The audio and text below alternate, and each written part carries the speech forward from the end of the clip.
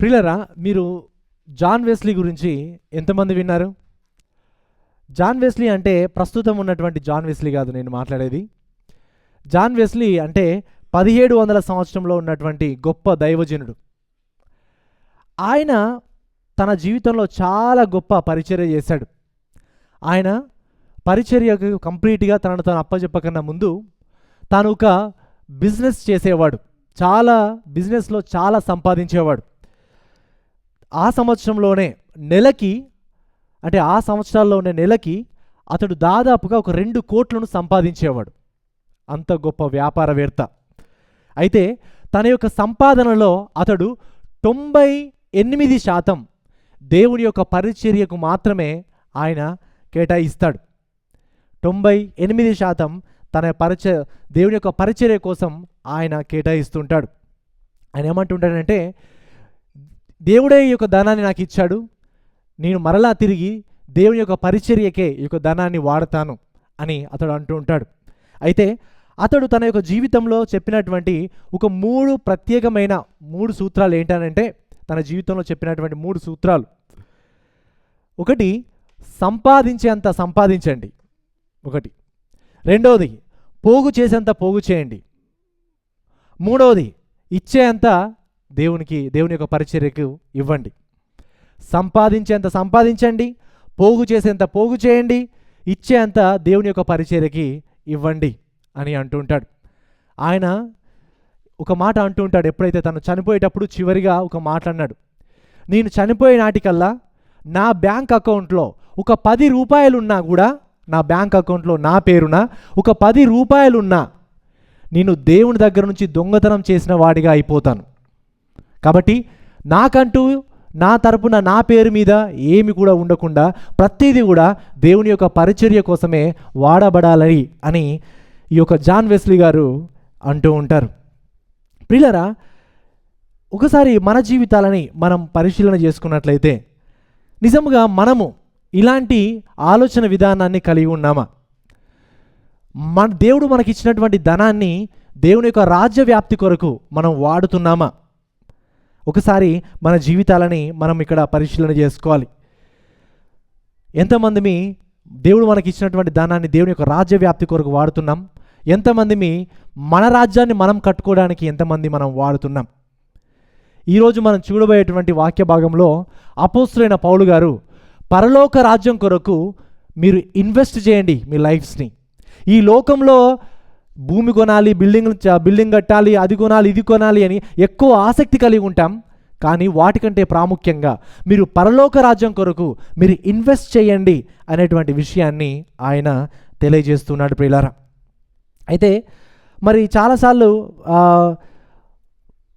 నేను అలాంటి వ్యక్తిని కాదు, నేను దేవునికి నా యొక్క ధనాన్ని ఇస్తాను అని బహుశా మీరు అనుకుంటే ఒకసారి మన జీవితాల్లో మనం పరిశీలన చేసుకోవాలి. దేవుడు మనకిచ్చినటువంటి ఒక నెల జీతంలో ఒకసారి మనం లిస్ట్ అవుట్ చేసుకుంటే ఎంత శాతం మనం దేవునికి ఇస్తున్నాం, ఎంత శాతం మనం కేటాయిస్తున్నాం, ఎంత శాతం మన ఖర్చులు మనం పెడుతున్నాం, ఎంత శాతం దేవుని యొక్క పరిచర్యకు, దేవుని యొక్క సంఘానికి మనం ఇస్తున్నాం. ఒకసారి మన జీవితాల్లో మనం పరిశీలన చేసుకుంటే చాలా తక్కువ అంటే తక్కువ చెప్పలేము, ఇంకా చాలా తక్కువ. కొంతమంది ఇంకా ఇవ్వరు. ప్రియులారా, మనమందరం కూడా ఈ యొక్క వచన భాగాల ద్వారా అనేకమైనటువంటి గుణపాఠాలను నేర్చుకోవాల్సినటువంటి విషయం ఎంతైనా ఉంది. బహుశా మీరు అనుకోవచ్చు, పాస్టర్ శ్యామ్ గారు ప్రతి వారం ఇవ్వడం గురించి బోధిస్తారు అనుకోవచ్చు. నేను ప్రతి వారం ఇవ్వడం గురించి బోధించను, కానీ ఈరోజు మన గలతీయులు రాసినటువంటి పుస్తకంలో తర్వాయి భాగం ఇవ్వడాని గురించి ఉంది కాబట్టి ఇవ్వడం గురించి మీతో ఈరోజు మాట్లాడాల్సి వస్తుంది. ఇవ్వడం గురించి మాట్లాడని కూడా వెనుదీయొద్దు. పదే బోధించినా అది తప్పే, కానీ వాక్యము చెప్పమన్నప్పుడు, తర్వాయి వాక్య భాగం వచ్చినప్పుడు చెప్పడం అనేది అది వాక్యానుసారం. కాబట్టి ఆ ఉద్దేశంతో నేను ఈరోజు ఇవ్వడాని గురించి మీకు తెలియజేయబోతున్నాను ప్రియులారా. గలతీయులకు రాసిన పత్రిక 6వ అధ్యాయము 6 నుంచి 10 వచనాల వరకు. గలతీయులకు రాసిన పత్రిక 6వ అధ్యాయము 6 నుంచి 10 వచనాల వరకు ఈ విధంగా ఉంది. వాక్యోపదేశము పొందువాడు ఉపదేశించు వానికి మంచి పదార్థములన్నిటిలో భాగమియ్యవలెను. మోసపోకుడి, దేవుడు వెక్కిరింపబడడు. మనుషుడు ఏమి విత్తునో ఆ పంటనే కోయును. ఏలయనగా తన శరీరేచ్ఛను బట్టి విత్తువాడు తన శరీరము నుండి క్షేమను పంట కోయును. ఆత్మను బట్టి విత్తువాడు ఆత్మ నుండి నిత్య జీవమును పంట కోయును. మనము మేలు చేయుటయందు విసుకక యుందము. మనము అలయక మేలు చేసితిమేని తగిన కాలమందు పంట కోతుము.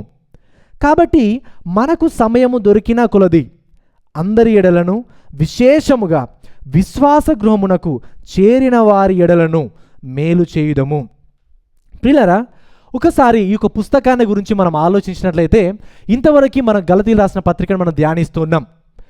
గలతీయులు రాసిన పత్రికలో మనం చూసినట్లయితే 6 అధ్యాయాలు ఉంటే మొదటి 3 అధ్యాయాలు టోటల్గా గలతీయులు రాసిన పత్రిక యొక్క ముఖ్యాంశం ఏంటి? ముఖ్యాంశం ఏంటి? విశ్వాసము ద్వారా మాత్రమే, కృప ద్వారా మాత్రమే నీతిమంతులుగా తీర్చబడడం అనే విషయం. మొదటి 2 అధ్యాయాల్లో విశ్వాసము ద్వారా మాత్రమే నీతిమంతులుగా తీర్చబడడం అనే విశ్వాసానికి ఏంటి అవరోధాలు అనేది చూసాం 2 అధ్యాయాల్లో. 3 నుంచి 4 అధ్యాయాల్లో మనం ఏం చూసాం? విశ్వాసము ద్వారా మాత్రమే నీతిమంతులుగా తీర్చబడడం అనే విషయాన్ని గురించి వివరణని మనం చూసాం. 5 నుంచి 6 అధ్యాయాల్లో మనం ఏం చూస్తామంటే విశ్వాసము ద్వారా మాత్రమే నీతిమంతులుగా తీర్చబడుట అనే దానికి అన్వయింపుని మనం చూస్తాం. అయితే ఈరోజు మనం ధ్యానించబోయే వాక్య భాగం దేని కిందికి వస్తుందంటే విశ్వాసం ద్వారా మాత్రమే నీతిమంతులుగా తీర్చబడడం అనే దానికి అన్వయింపు. నీవు నిజముగా విశ్వాసము ద్వారా నీతిమంతులుగా తీర్చబడితే నీ జీవితం ఎలా ఉంటుంది? నీ జీవితం వ్యక్తిగతంగా ఎలా ఉంటుంది?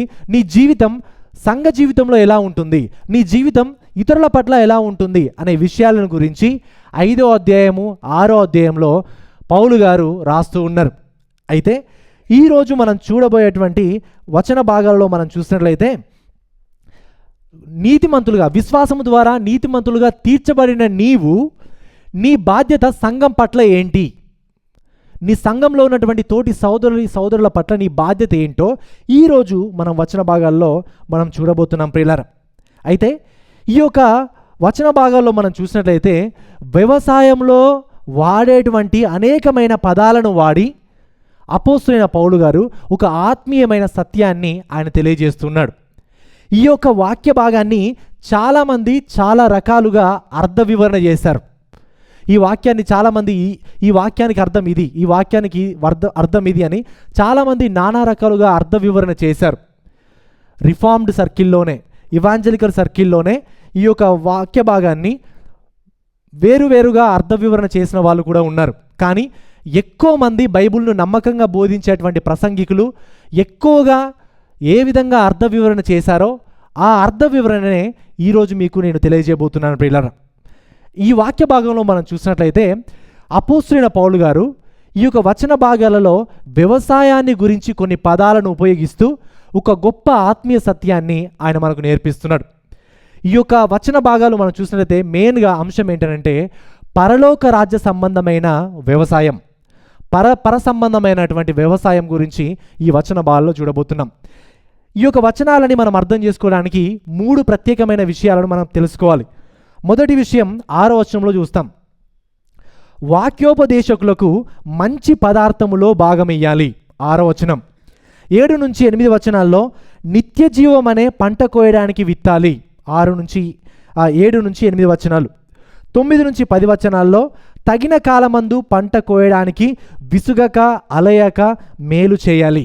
ఈ యొక్క 3 విషయాలని ఈ యొక్క వచన భాగాల్లో చూడబోతున్నాం.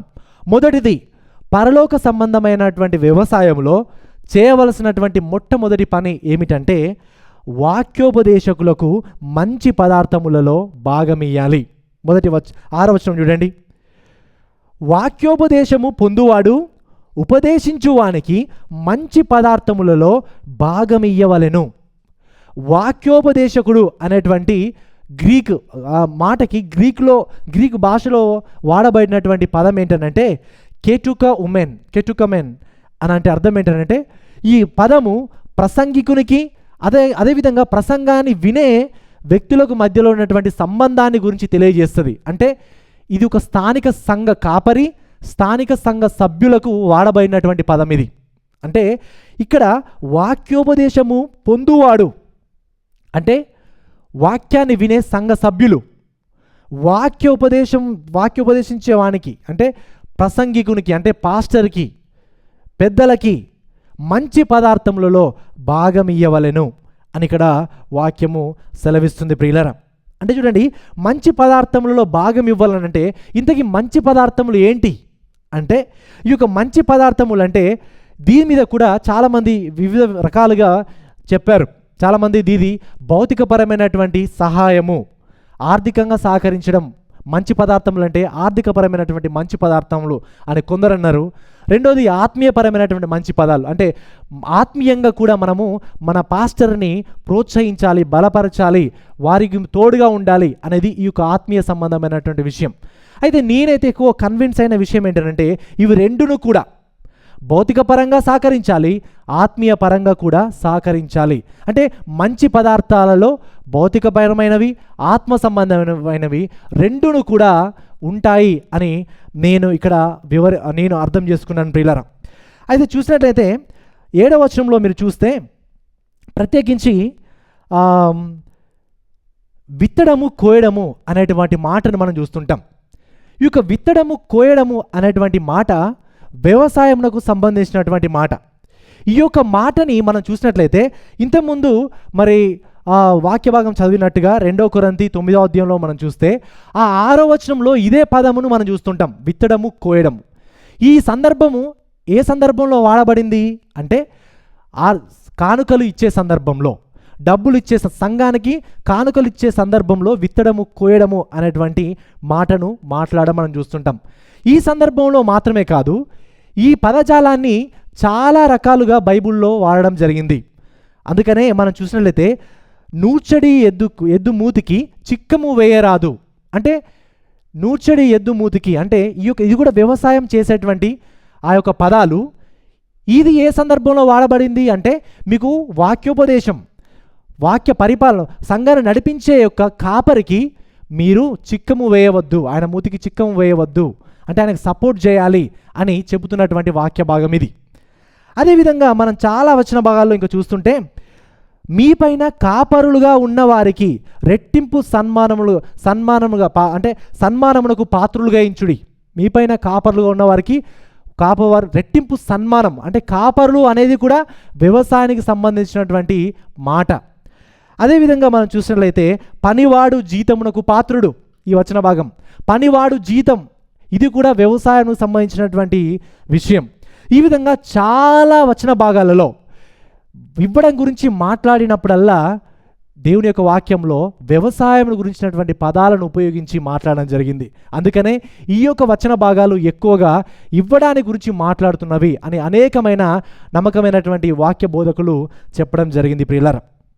అయితే మనం చూస్తే ప్రత్యేకించి మన యొక్క ధనమును మరి ప్రాముఖ్యంగా ఇక్కడ మనం చూసినట్లయితే పైన ఏమనుంది, వాక్యోపదేశము పొందువాడు అంటే ఎవరు వాక్యోపదేశం పొందేవారు?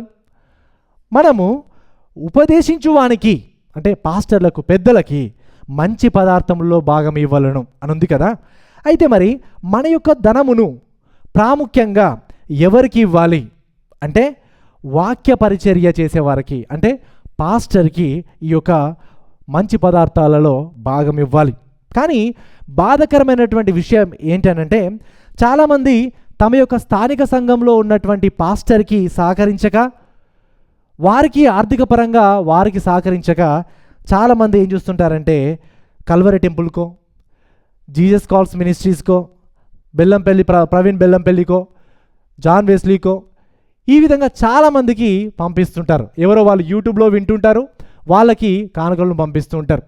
కానీ ప్రియులరా, నేను ఈ విషయం ఇక్కడ మాత్రం అని చెప్పట్లేదు. ఒకవేళ మీరు రేపు ఇండియాకి వెళ్ళినా కూడా మీరు ఎక్కడున్నారో, ఎక్కడ మీరున్నారో, ఏ సంఘానికి వెళుతున్నారో, ఎవరైతే మీకు వాక్య బోధ చేస్తున్నారో ఆ పాస్టర్ పోషింపబడడానికి మీరు బాధ్యులు. మీరు వారిని మీరు పోషించాలి. ఇది వాక్యానుసారమైనటువంటి పద్ధతి. మీరు ఒక సంఘానికి అటెండ్ అవుతూ ఎవరో తెలియని ఒక వ్యక్తికి ఎక్కడో ఆన్లైన్లో యూట్యూబ్లో చూస్తున్నటువంటి వ్యక్తికి డబ్బులు మీరు సహకరించడం అనేది అది సరైనది కాదు. ఒకవేళ మీరు ప్రాముఖ్యంగా స్థానిక సంఘానికి నమ్మకంగా ఇస్తూ ఇంకను కూడా మీ దగ్గర డబ్బులు ఉన్నాయనుకోండి, అప్పుడు సార్వత్రిక సంఘంలో ఉన్నటువంటి పాస్టర్స్కైనా వారికైనా సహకరించండి. కానీ మొట్టమొదటిగా మీ యొక్క బాధ్యత స్థానిక సంఘంలో ఉన్నటువంటి పాస్టర్ కానీ సంఘానికి కానీ ఇవ్వడం అనేది వాక్యానుసారమైనటువంటి పద్ధతి ప్రియులారా. అయితే దేవుని యొక్క కృపను బట్టి మరి మీరైతే నన్ను పోషిస్తున్నారు. అందును బట్టి మీ అందరికీ నాకు హృదయపూర్వకమైన వందనాలు. మీరు నన్ను పోషిస్తున్నారు, నాకు సహకరిస్తున్నారు. మరి నేను మిమ్మల్ని బట్టి నేను దేవుడిని మహిమపరుస్తున్నాను, స్తుతిస్తున్నాను. ప్రియులారా, మీరు ఇక్కడ మాత్రమే కాదు, రేపు ఇండియా వెళ్ళిన తర్వాత కూడా మీరు ఒకవేళ ఆ సంఘంలో ఉంటే, ఏ సంఘానికైతే వెళుతున్నారో అక్కడ మీరు తప్పకుండా మీ సంఘంలో ఉన్న పాస్టర్కి ఆ సంఘానికి ఇవ్వడం అనేది వాక్యానుసారమైనటువంటి విధానం ప్రియులారా. అయితే మనము ఏ విషయం కోసం ప్రాముఖ్యంగా ఇవ్వడం కూడా ఏదో చర్చ్ బిల్డింగ్ కట్టుకోవడానికో, లేకపోతే సంఘముల కోసం భూములు కొనడానికో, ఉద్యోగ సభలు పెట్టడానికో, వీటి కోసం సెకండరీ. ఇది రెండవదిగా. మొట్టమొదటిగా మీరు సంఘానికి ఎందుకు ఇవ్వాలంటే పాస్టర్ పోషింపబడడానికి ఇవ్వాలి. అదవుతుందా? మొట్టమొదటిగా మనం ఇవ్వాల్సింది వీరన్నిటి కోసం కాదు, ఏదో ఉద్యోగ సభలకు ఇస్తున్నాను లేకపోతే దానికి దీనికి కాదు. పాస్టర్ పోషింపబడడానికి మన యొక్క మొట్టమొదటి ఆ యొక్క ధనాన్ని మనము ఇవ్వవలసిన ప్రాముఖ్యత ఎంతైనా ఉంది. ఎందుకనంటే దేవుని యొక్క దృష్టిలో వాక్యమును బోధించడం అనేది చాలా గొప్ప పని. సంఘంలో వాక్యమును బోధించేవారు కూడా దేవుని యొక్క దృష్టిలో చాలా ప్రాముఖ్యం. మనం చూసినట్లయితే దేవుడు సంఘమునకు ఇచ్చినటువంటి ఒక గొప్ప గిఫ్ట్, ఒక గొప్ప బహుమానం ఎవరంటే చూస్తే ఎఫెసీయులకు రాసిన పత్రిక 4వ అధ్యాయం 13వ వచనం చూడండి. ఎఫెసీయులకు రాసిన పత్రిక 4వ అధ్యాయము 13వ వచనం.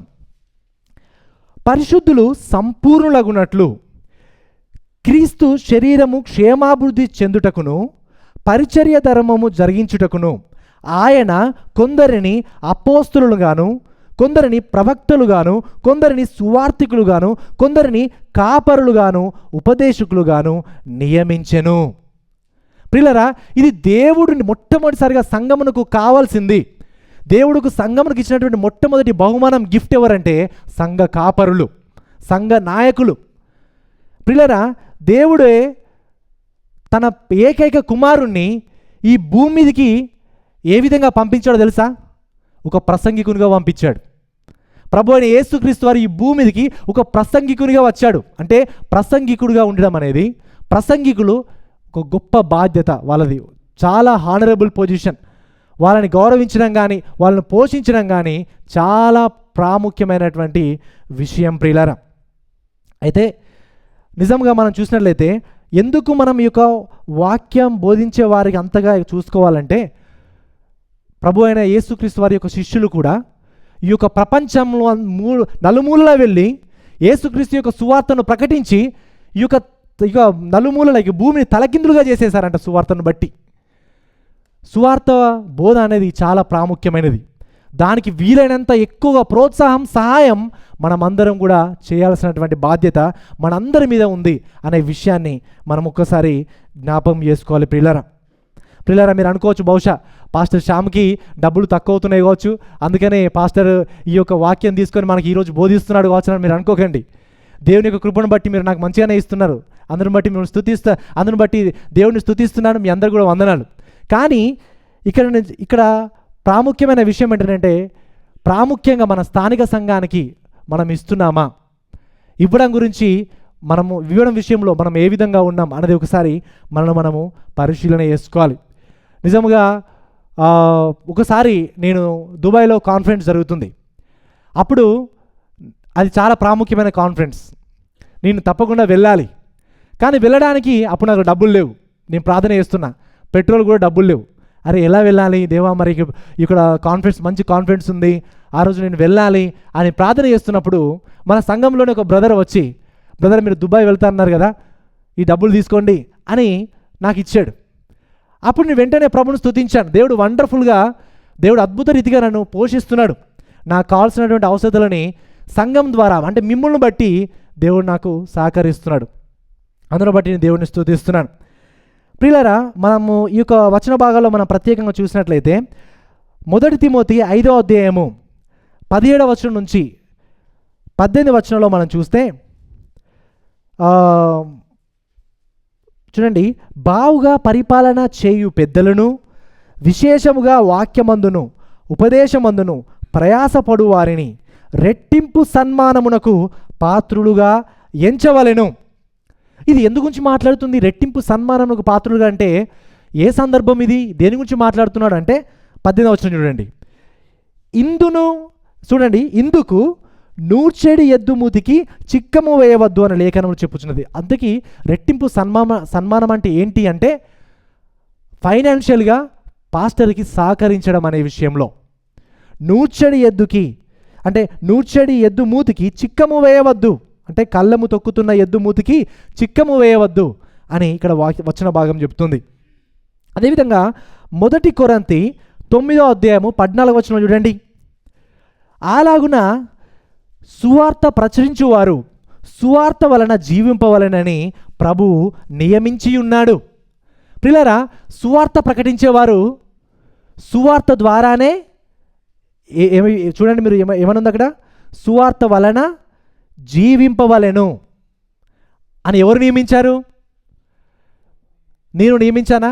నేను మీ పాస్టర్ని కాబట్టి మీరందరూ నాకు సపోర్ట్ చేయాలి, మీరందరికి డబ్బులు ఇవ్వాలి, అందును బట్టి నేను ఇక్కడ బతకాలి అని ఇక్కడ నేను నియమించలేదు, పాస్టర్ నియమించలేదు.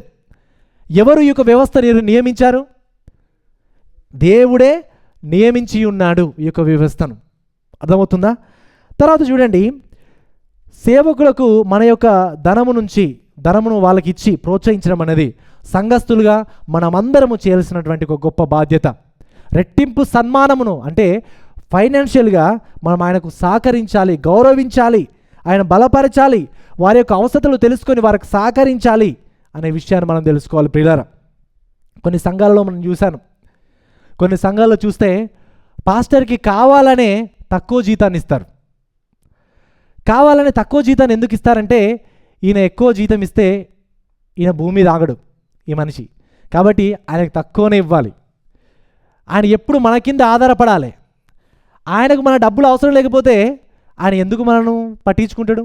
కాబట్టి మన డబ్బులు ఆయనకు అవసరం ఉండాలి, కాబట్టి ఆయనకు కావాలనే తక్కువ ఇవ్వాలి అని కొంతమంది సంఘాలు తమ పాస్టర్కి తక్కువ జీతాన్ని ఇస్తాయి, తక్కువ డబ్బులను ఇస్తారు, తద్వారా పాస్టర్ వాళ్ళ మీద ఆధారపడ చేయడానికి. కానీ అది సరైన విషయం కాదు ప్రియులారా, అలా మనం ఎవరు కూడా చేయొద్దు. పాస్టర్గా ఉండడం అనేది, వాక్య పరిచర్య చేయడం అనేది ఒక గొప్ప పని, ఒక అత్యున్నతమైన పని. జీవము గల దేవుని యొక్క వాక్యాన్ని ప్రకటించడం ఒక అత్యున్నతమైన పని. ఆ పనిని మనము రెస్పెక్ట్ చేసి వారిని ప్రోత్సహించాలి, వారిని మనము బలపరచాలి, త్యాగపూరితంగా వారికి మనము సపోర్ట్ చేయాలి ప్రియులారా. అంత మాత్రమే కాదు, ఈ యొక్క పనిలో మనము కూడా ఉండాలి ప్రియులారా. సువార్త పని జరగాలంటే నువ్వైనా వెళ్ళి సువార్త పరిచర్య చేయాలి, లేకపోతే పరిచర్య చేసేవారినైనా సహకరించాలి. నువ్వైనా వెళ్ళాలి, నువ్వు వెళ్ళకపోతే పరిచర్య చేసేవారికైనా నువ్వు సహకరించాలి. దేవుని యొక్క కృపను బట్టి మనము సంఘముగా మరి భారతదేశంలో ఉన్నటువంటి 2 పాస్టర్లకి మనం సహకరిస్తున్నాం. సో అందును బట్టి నేను దేవుని స్తుతిస్తున్నాం. మన సంఘముగా కార్యం చేస్తున్నాం కాబట్టి దేవుని నామానికి మహిమ కలుగును గాక. మరి ఎవరికి మనం సహకరించాలి అనంటే, ఎవరైతే నమ్మకంగా వాక్య బోధన చేస్తున్నారో వారికే మనం సహకరించాలి.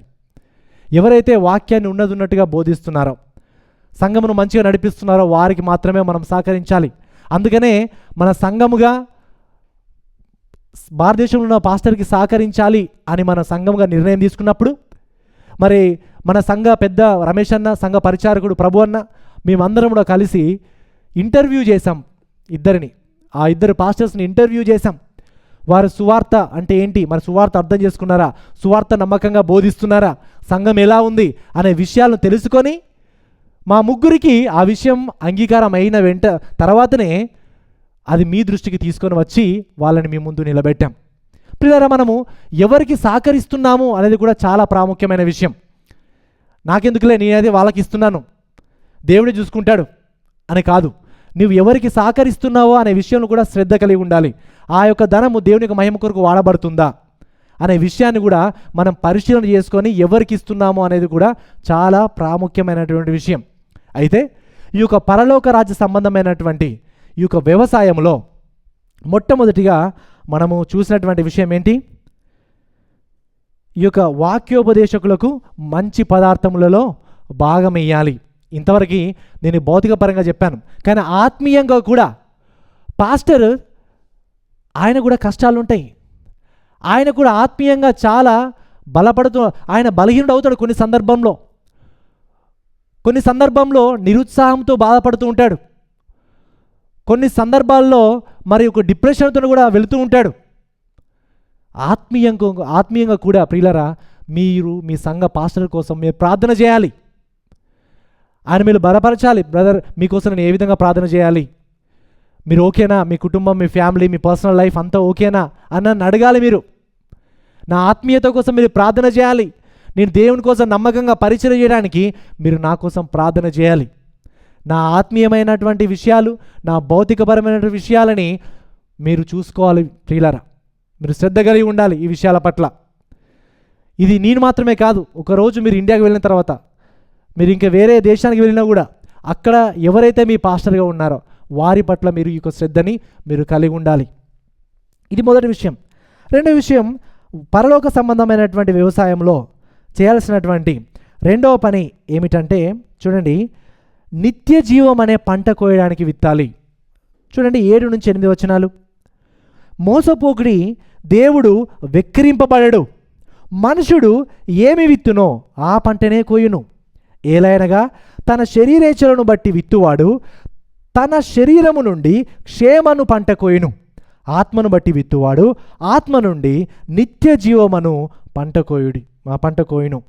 చూడండి, మోసపోకుడి అనేటువంటి మాట చాలా ప్రాముఖ్యమైనటువంటి మాట. 3వ వచనంలో కూడా ఈ మాట వాడబడ్డారు. మోసపోకుడి, దేవుడు వెక్కిరింపబడడు. ఈ యొక్క మోసపోకుడి అనే విషయం చాలాసార్లు ఈ యొక్క పుస్తకంలో మెన్షన్ చేయబడ్డది. ఎందుకనంటే ఆల్రెడీ మోసపోతున్నారు కాబట్టి. 3వ అధ్యాయంలో, ఓ అవివేకులైన గలతీయులారా, ఎవడు మిమ్మల్ని భ్రమపరచను అని చెప్తున్నాడు. ఎందుకంటే ఈ యొక్క గలతీయులు అబద్ధ బోధనలను బట్టి మోసపోతున్నారు, భ్రమపడుతున్నారు. అందుకనే మీరు మోసపోకుడి అని చెబుతూ దేవుడు వెక్కిరింపబడడు.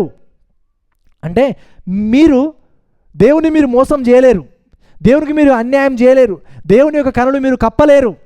దేవుడు వెక్కిరింపబడడు. ఆయన చూస్తూ ఉన్నాడు. మిమ్మల్ని మీరు మోసం చేసుకోకండి, గాడ్ ఈజ్ వాచింగ్ యూ అనే విషయాన్ని గురించి ఆయన మాట్లాడుతున్నాడు. చూడండి, మోసపోకుడి, దేవుడు వెక్కిరింపబడడు. మనుషుడు ఏమి విత్తునో ఆ పంటనే కోయును. పిల్లరా, చాలామంది మనలో రైతులు చాలామంది ఉంటారు. వ్యవసాయం యొక్క బ్యాక్గ్రౌండ్ నుంచి వచ్చిన వాళ్ళు చాలామంది ఉన్నారు. నేను కూడా వ్యవసాయం నుంచి వచ్చినటువంటి బ్యాక్గ్రౌండ్కి సంబంధించిన వాడిని. మనందరూ కూడా తెలుసు వ్యవసాయం ఎలా చేస్తారో కదా. పిల్లరా, ఒక రైతు వడ్లను పొలంలో జల్లి గోధుమలు రావాలి అనుకుంటాడా?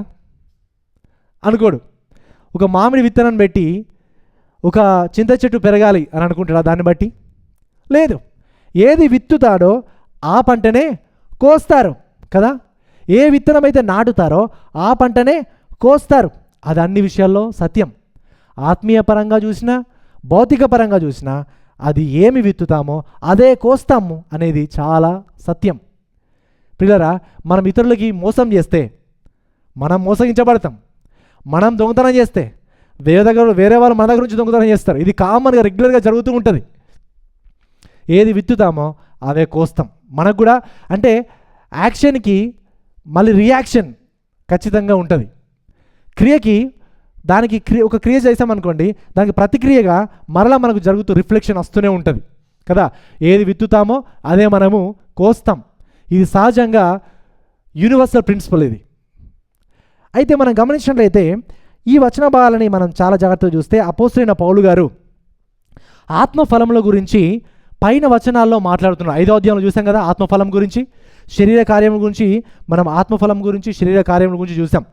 ఈ యొక్క ఆత్మఫలము ఒక వ్యక్తిలో ఉన్నట్లయితే ఆయన నిత్య జీవం కోసం తన జీవితాన్ని విత్తుతాడు. అంటే నిత్య జీవం కొరకు ఆయన పని చేస్తాడు. ప్రియులారా, నిజముగా ఆత్మఫలం ఆయనలో ఉన్నట్లయితే ఆ ఫలము క్రియల రూపంలో బయటకు కనబడుతుంది. ఆయన ఫలం క్రియ రూపంలో బయట కనబడుతుంది. ప్రేమ, కనికరము ఇవన్నీ కూడా క్రియల రూపంలో కనబడతాయి. ఎలా క్రియల రూపంలో కనబడాలి అంటే ఈ వచన భాగంలో చెప్పిండు. ఆ క్రియల రూపంలో ఏ విధంగా కనబడాలి అంటే ఇవ్వడంలో కనబడాలి, ఇవ్వడంలో కనబడాలి. ఇక్కడ ఈ స్పెసిఫిక్ వచన భాగంలో మనం చూసినట్లయితే, లేకపోతే ప్రియులారా మనం క్రైస్తవులుగా పిలువబడలేం. మనం నిజంగా ఆత్మఫలం ఉంటే, ప్రేమ, కనికరము, జాలి ఇవన్నీ కూడా మనలో ఉంటే నిజంగా అది క్రియల రూపంలో అది బయట కనబడుతుంటుంది. ఆత్మఫలం కలిగి ఉన్నటువంటి మనమందరం కూడా నిజంగా క్రియల రూపంలో వాటిని మనం చూపెడుతున్నామా లేదా అనేది మనము ఒకసారి పరిశీలన చేసుకోవాలి. మనం క్రైస్తవులం అయితే ఆ ఫలం మనలో ఉంటుంది. నిజంగా ఆ ఫలం నీలో ఉంటే ఆ ఫలం నిజంగా భౌతికంగా బయట కనులకు కనబడుతుంది. మరి మనం ఒకసారి మన జీవితంలో మనం పరిశీలన చేసుకుంటే, మన తోటి సోదరులు ఎవరైనా ఆర్థికంగా చాలా కష్టపడుతూ ఉంటే మరి వారికి మనం సహకరిస్తున్నామా? చాలా కష్టపడుతూ మన నిజంగా తినడానికి కూడా డబ్బులు లేక, ఉద్యోగం పోయి చాలా సమస్యల్లో ఉంటే అలాంటి వారికి మనం సహకరిస్తున్నామా? అనారోగ్యంతో హాస్పిటల్ వెళ్ళడానికి కూడా డబ్బులు లేని వారు ఉంటే వారికి మనం ఏమైనా సహకరిస్తున్నామా? ఇంతవరకు అలాంటి వ్యక్తులకు ఎంతమందికి సహకరించాం మనం? ఇంతవరకు ఎవరికైనా మనం అలాంటి వ్యక్తులకు సహకరించామా? ఒకసారి మనము పరిశీలన చేసుకోవాలి ప్రియులారా. నేను ఎందుకు సహకరించలేదంటే ఎవరు నేను అడగలేదు. నేను ఎందుకు సహకరించలేదంటే నాకు ఇదివరకు సంఘంలో ఎవరు అలాంటి అవసరాలు నాకు వినబడలేవు అని అంటే అది ఒక సాకు మాత్రమే. మీకు వినబడలేదు, మీకు తెలియదు అని అంటే మీరు ప్రజలతో సరైన సహవాసం మీరు కలిగి ఉండట్లేదని. ఇతరుల లైఫ్ గురించి ఏం కొనసాగు, వాళ్ళ జీవితం ఎలా ఉంది, వారి బాధలేంటి, వారి సమస్యలేంటి అని మీరు తెలుసుకోవట్లేదు అని మనకు అర్థమవుతుంది.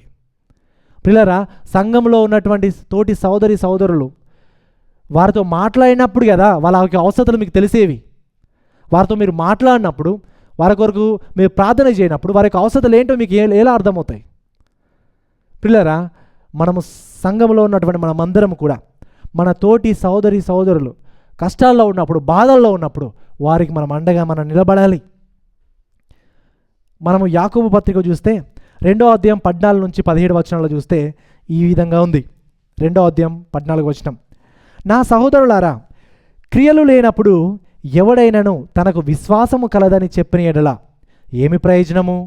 అట్టి విశ్వాసం అతనిని రక్షింపగలదా? సహోదరుడైనను సహోదరి అయినను దిగంబరులై ఆనాటికి భోజనం లేక ఉన్నప్పుడు మీలో ఎవడైనను శరీరమునకు కావలసిన వాటిని ఇయ్యక సమాధానముగా వెల్లుడి, చలి కాచుకొనుడి, తృప్తి పొందుడని చెప్పిన ఎడల ఏమి ప్రయోజనము? అలాగే విశ్వాసము క్రియలు లేనిదైతే అది ఒంటిగా ఉండి మృతమైనదగును. ఎవరైనా మీ దగ్గరికి వచ్చి, బ్రదర్ నా ఉద్యోగం పోయింది, అసలు చాలా కష్టమవుతుంది, తినడానికి కూడా డబ్బులు నాకు లేవు, ఈరోజు అసలు నేను తినలేదు అని ఎవరైనా చెప్పారనుకోండి మీ దగ్గరికి వచ్చి, పర్లేదు బ్రదర్ బాధపడకండి, ప్రార్థన చేద్దాం, దేవుడు సాయం చేస్తాడు అని అని అని ఈజీగా మనం వదిలేస్తుంటాం. ప్రార్థన చేయడం అనేది చాలా ఈజీ, ₹1 కూడా ఖర్చు కాదు కదా. ప్రార్థన చేద్దాం బ్రదర్ అని మనం ఈజీగా ఆ మాటను అలానే వదిలేస్తుంటాం. కానీ ప్రియులరా, ప్రార్థన చేయాలి, అది మంచిదే. కానీ తోటి సోదరులు ఎవరైనా కష్టాల్లో ఉన్నప్పుడు, బాధల్లో ఉన్నప్పుడు, అది నీకు తెలిసినప్పుడు మొదటిగా ప్రార్థన చేయాలి. అదేవిధంగా రెండవదిగా నువ్వు వీలైనంత సహాయం వారికి మీరు చేయాలి. అదవుతుందా? ప్రార్థన చేయడం అంటే అందరం కూడా అది తప్పని అనట్లేదు, తప్పకుండా ప్రార్థన చేయాలి, చాలా ప్రాముఖ్యం అది. కానీ దానితో పాటు మీరు తప్పకుండా సహాయం వారికి మీరు చేయగలిగినటువంటి సహాయము వారికి మీరు చేయాలి. ఎందుకంటే క్రియలు గల విశ్వాసం అది నిజమైనది, క్రియలు లేని విశ్వాసము అది మృతమైనది అనే విషయాన్ని మనం చూస్తుంటాం ప్రియులారా ఇక్కడ. అయితే దేవుని యొక్క కృపను బట్టి మన సంఘంలో ఇదివరకు చాలామందికి మనం సహకరించగలిగాం సంఘముగా. మరి ఈ విషయంలో మన సంఘం మంచి స్థితిలోనే ఉంది. ఎవరైనా ఆ కష్టాల్లో ఉన్నప్పుడు, ఎవరైనా బాధల్లో ఉన్నప్పుడు మన దృష్టికి వస్తే బ్రదర్స్ అందరూ, సిస్టర్స్ అందరూ ముందుకు వచ్చి, బ్రదర్ నేను ఆయన కోసం ఇంత ఇస్తున్నాను అని ఇచ్చి వారి కోసం సహకరిస్తారు. అందుని బట్టి మీకు దేవుడు మంచి మనసును ఇచ్చాడు, అందుని బట్టి దేవుడిని స్తుతిస్తున్నాడు, ఇంకా కూడా చేయాలి. ఇంకేను కూడా మన సంఘంలో తోటి సోదరులు అవసరంలో అక్కరలో ఉన్నప్పుడు అందరము కలిసి చేయి వేసి వారిని మనం బలపరచాలి, వారికి తోడుగా మనం ఇక్కడ నిలబడాలి. ప్రియులారా, 8వ వచనంలో చూస్తే మనం ప్రాముఖ్యంగా 2 విషయాలు మనం ఇక్కడ చూస్తుంటాం. అంటే అపోస్తలుడైన పౌలు గారు పైన వచనాలలో వ్యవసాయం గురించినటువంటి పదాలను ఉపయోగించడం చూసాం కదా. శరీరము ఇక్కడ 2 నేలల గురించి మాట్లాడుతున్నాడు. ఆ 2 నేలలు ఏంటి అంటే శరీరము, ఆత్మ.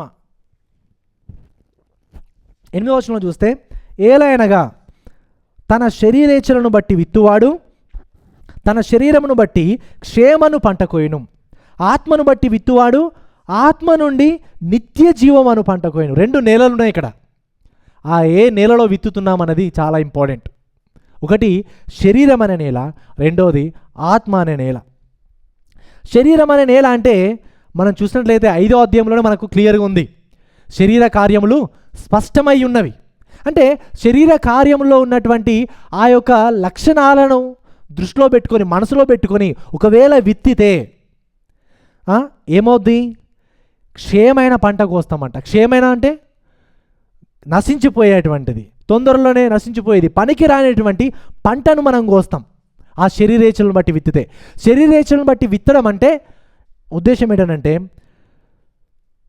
నేను దురుద్దేశంతో ఇవ్వడం, దురుద్దేశంతో విత్తడం. ప్రత్యేకించి కొన్ని సందర్భాల్లో ఏమవుతుందనంటే నేను సంఘానికి ఇస్తాను, కానీ నా పేరు అందరికీ మీరు అనౌన్స్ చేయాలి, సంఘముగా మీరు అనౌన్స్ చేయాలి. పలానా నరేష్ 1000 దిరమ్స్ ఇచ్చిండు సంఘానికి, చప్పట్లు కొట్టండి అని ఇలా అనౌన్స్ చేయాలి అని కోరుకుంటారు. తర్వాత కొంతమంది ఐటమ్స్ని ఏదైనా కొనుక్కొని వచ్చి, చైర్స్ అయినా ఏమైనా కొనుక్కొని వచ్చి వాళ్ళ వెనకాల వాళ్ళ పేర్లు రాసుకుంటారు, బై డేవిడ్ అని. ఇలా పేర్లు అంటే థింగ్స్ ఏమైనా కొని ఉంటే వారి వెనకాల పేర్లు అందరికి కనబడాలి.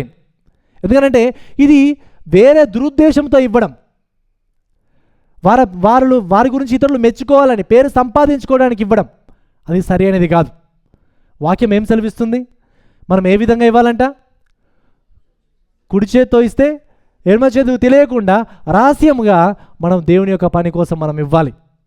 కానీ కొంతమంది పరిచయాలు ఏం చేస్తారు? సమాజ మందిరంలో అందరూ సమాజ మందిరం అందరికీ వాళ్ళు చెప్పుకుంటారు, పలానా శ్యామ్ 1500 ఇచ్చిండు సంఘానికి, చప్పలు కొట్టండి అని. ఈ విధంగా పరిచయాలు ఆ విధంగా సమాజ మందిరంలో అందరి ముందు తమకు పేరు రావాలని ఇలా గొప్పలు చెప్పుకుంటారు. కానీ ప్రియులరా, అలాంటి ఆలోచన విధానము మనలో ఎవరికి కూడా ఉండకూడదు. ఈ యొక్క విత్తడము కోయడం గురించి మనం చూసినట్లయితే యోబు ఇదే పదాన్ని యోబు గ్రంథం 4వ అధ్యాయం 8వ వచనం కూడా మనం చూస్తుంటాం. నేను చూచినంత వరకు అక్రమమును దున్ని కీడును విత్తువారు దానినే కోతురు. అంటే నువ్వు ఏ ఉద్దేశంతో విత్తుతావో, నీ ఉద్దేశం సరిగా లేకపోతే ఆ యొక్క ఉద్దేశానుసారంగా నీకు వస్తుంది రిజల్ట్. నీ ఉద్దేశం అక్రమం అయితే నువ్వు కీడునే దున్నుతావు అని చెప్తున్నాడు. సామెతలు 22:8 వచనం కూడా ఇదే పదాన్ని వాడారు. దౌష్ట్యమును విత్తువాడు కీడును కోయును, వాని క్రోధమను దండము కాలిపోవును అనే విషయం ఇదే పదాన్ని ఇక్కడ వాడారు. 2 కొరింథీ 9:6-8 కూడా వాడాడు ఇదే పదాన్ని. కొంచెముగా విత్తువాడు కొంచెముగా పంట కోయును, సమృద్ధిగా విత్తువాడు సమృద్ధిగా పంట కోయును అని ఈ విషయమై చెప్పవచ్చును. సనుగకయు, చూడండి, సనుగకయు బలవంతముగా కాకయు ప్రతి వాడును తన హృదయంలో నిశ్చయించుకొనిన ప్రకారము ఇవ్వవలెను. దేవుడు ఉత్సాహముగా ఇచ్చువానని ప్రేమించును, మరియు అన్నిటి యందు ఎల్లప్పుడూ మీలో మీరు సర్వ సమృద్ధి గలవారై ఉత్తమమైన ప్రతి కార్యము చేయుటకు దేవుడు మీ ఎడల సమస్త విధములైన కృపను విస్తరింపజేయగలడు. పిల్లలు గమనించండి, ఈ వచన భాగాల్లో మనం గమనించినట్లయితే అపోస్తలుడైన పౌలు గారు ఏమని చెప్తున్నారు అంటే, కొంచెముగా విత్తువాడు కొంచెముగా పంట కోయును, సమృద్ధిగా విత్తువాడు సమృద్ధిగా పంట కోయును. ఎందుకు ఈ మాటలు చెప్తున్నాడు? ఎవరికి ఈ మాటలు చెప్తున్నాడు అని అంటే, చాలామంది పాస్టర్లు దీన్ని తప్పుగా ఉపయోగిస్తారు ఈ వచన భాగాన్ని. మీరు నాకు పాస్టర్ నిలబడి మీరు నాకు 100 ఇవ్వండి, దేవుడు మీకు 1000 ఇస్తాడు. 100 విత్తండి, 1000 కోయండి, ఒక బిజినెస్ ట్రిక్ లాగా. అదేవిధంగా చాలామంది ఇంకా అడ్వర్టైజ్ కూడా చేసుకుంటారు, నేను ఈ సంఘానికి ఇచ్చాను, ఒక 1000 దిరమ్స్ ఇస్తే దేవుడు నాకు 10,000 దిరమ్స్ ఇచ్చాడు అని సాక్ష్యాలు ఇప్పిస్తారు. అందరితో ఇలా సాక్ష్యాలు ప్రజలందరి ముందు చెప్పిస్తారు. ప్రియులారా, దేవుడు ఇక్కడేమో చిట్టి వ్యాపారం ఏం చేయట్లేదు. ఒక 100 మీరు ఇస్తే దేవుడు మళ్ళీ తిరిగి 1000 దిరమ్స్ ఇస్తాడు, లేకపోతే 1000 ఇస్తే 10,000 ఇస్తాడని దేవుడు ఇక్కడ చిట్టి వ్యాపారం చేయట్లేదు. ఎందుకు ఇక వచన భాగాలు రాయబడి ఉన్నాయంటే, అపోస్తలుడైన పౌలు గారు యెరూషలేములో ఉన్నటువంటి సంఘము అవసరతలో అక్కరలో ఉన్నప్పుడు కొరింథీలో ఉన్న సంఘానికి ఆయన ఒక మాటలను రాస్తూ చెప్తున్నాడు. ఏమనంటే, కొంచెంగా విత్తువాడు కొంచెంగా పంట కోయను, సమృద్ధిగా విత్తువాడు సమృద్ధిగా పంట కోయను అని చెప్తూ, సనగకయు బలవంతము కాకకు ప్రతి వాడును తన హృదయంలో నిశ్చయించుకున్న ప్రకారం ఇవ్వవలెను, ఉత్సాహంగా ఇవ్వాలి అని చెబుతూ వస్తున్నాడు. ఎందుకు అనంటే, యెరూషలేములో కరువు భయంకరంగా ఉన్నది కాబట్టి ధారాళంగా సంతోషంతో మీరు యెరూషలేములో ఉన్నటువంటి సంఘస్థులు బ్రతకడానికి మీరు ఇవ్వండి అనేటువంటి విషయాన్ని చెప్తున్నాడు. దానికోసం అది పరలోక రాజ్య సంబంధమైనటువంటి పని, దానికోసం మీరు విత్తండి అనే విషయాన్ని ఆయన చెబుతున్నాడు. కానీ ఒక ప్రసంగికునికి ప్రత్యేకించి ఇవ్వమని కాదు ఇక్కడ మాట్లాడుతున్న విషయం. ఓకేనా? అది ఒక ప్రత్యేకమైన సందర్భంలో ప్రత్యేకమైన వ్యక్తులకి ఒక ప్రత్యేకమైన ఉద్దేశంతో అపోస్తలుడైన పౌలు గారు ఆయన చెప్పినటువంటి మాట ఇది. అదేవిధంగా ప్రాస్పరిటీ గాస్పెల్ ప్రీచర్స్కి చాలా ఇష్టమైనటువంటి ఫేవరెట్ వర్సెస్ ఏంటి అనంటే, ఇంకొకటి లూకాసు వార్త 6వ అధ్యాయం 38వ వచనం. ఇంతకీ ప్రాస్పరిటీ గాస్పెల్ ప్రీచర్స్ అంటే ఎవరు అంటే మీకే తెలుసు. ఎవరైతే వారి లక్షణాలు మీకు చెప్తాను, వారెవరో మీరే గుర్తించండి. వారు ఏమని చెప్తారంటే, ఇవ్వండి దేవుడు మీకు ఇస్తాడు, 100 ఇవ్వండి 1000 ఇస్తాడు, మా బ్యాంక్ డీటెయిల్స్ ఇక్కడ కింద ఉన్నాయి, ఇక్కడ ఉందండి, మన QR కోడ్ కూడా ఉంది, వెరీ క్విక్, మీరు ఇట్లా చూస్తేనే వెంటనే మీకు కానుకలు ఇవ్వచ్చు.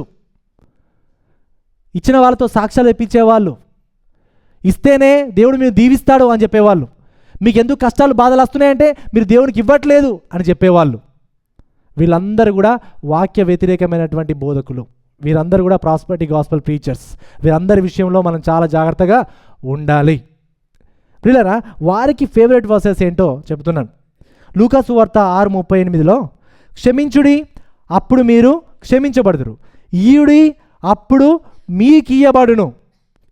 చాలా చూడండి, అణచి కుదిలించి దిగజారునట్లు నిండు కొలతను మనుషులు మీ ఒడిలో కొలుతురు, మీరు ఏ కొలతతో కొలుతురో ఆ కొలతతోనే మీకు మరలా కొలవబడునని చెప్పాను. దీనికి చాలామంది ఏ విధంగా చెప్తుంటారు, ఈయుడి అప్పుడు మీకు ఇయ్యబడును, మీరు ఏ కొలతతో కొలుస్తారో ఆ కొలతతోనే మీకు ఇవ్వబడుతుంది. ఇవ్వండి. దేవుని చెయ్యి, మన చెయ్యి చాలా చిన్నది, దేవుని చెయ్యి చాలా పెద్దది. నువ్వు కొంచెం ఇచ్చినావు అనుకోండి, దేవుడు తన పెద్ద చేయితో చాలా ఇస్తాడు. మన కొలత చాలా చిన్నది, దేవుని కొలత చాలా పెద్దది. కాబట్టి దేవుని నుంచి మీరు పొందుకోవాలంటే మీ చిన్న చేతితో మీ జేబులో ఉన్నదంతా మాకు ఇవ్వండి అని చెబుతూ ఉంటారు. కానీ ఈ వచన భాగాలు ఏం బోధిస్తున్నాయి, ఎక్కడ సందర్భం ఏంటి అని చూస్తే మీరు ఇంకా దాని ముందున్న వచన భాగాన్ని చదివితే మీకు అర్థమవుతుంది. 37వ వచనంలో 37వ వచనం ఏమనుంది, తీర్పు తీర్చకుడి అప్పుడు మిమ్మును గురించి తీర్పు తీర్చబడదు, నేరము మోపకుడి అప్పుడు మీ మీద నేరము మోపబడదు. సందర్భం ఏంటండి ఇది?